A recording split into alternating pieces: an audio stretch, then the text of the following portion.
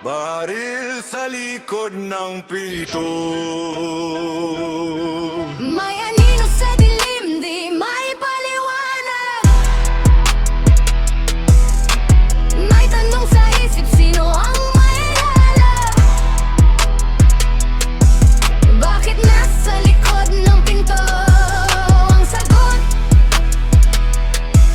Bakit doon sa likod di makapot? Sa likod ng pinto, bakit doon nakalagay? Bakit hindi sa likas na dapat pwesto? Walang linaw, bakit may hinala pa?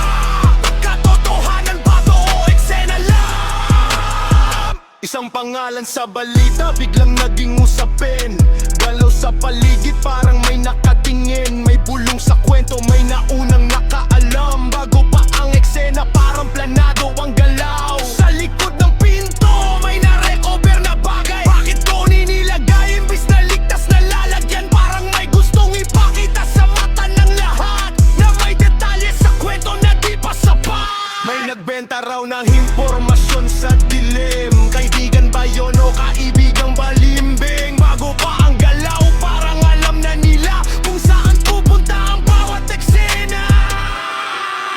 Ano ang totoo? Ano ang totoo?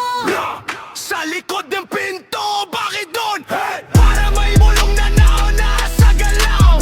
Kasi siya ba to o pilit na kwento? Bakit ang sagot laging malabo?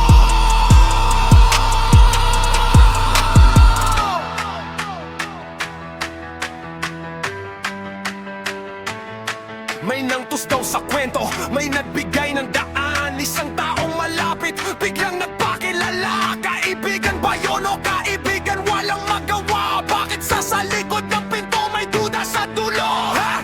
Hindi malinaw ang buong katotohanan, pero dami ng tanong sa iisang pangalan. Kung sino man ang nasa likod ng galaw, bakit parang alam na nila ang buong larawan?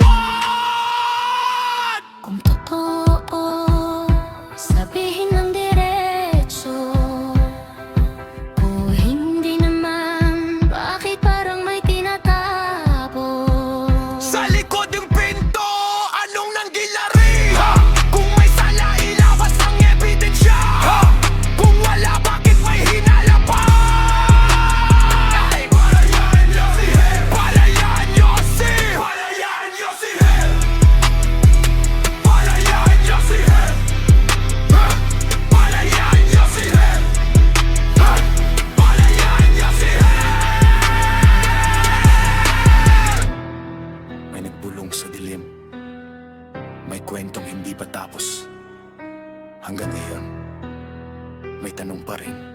Ang totoo, bakit nasa likod ng pinto?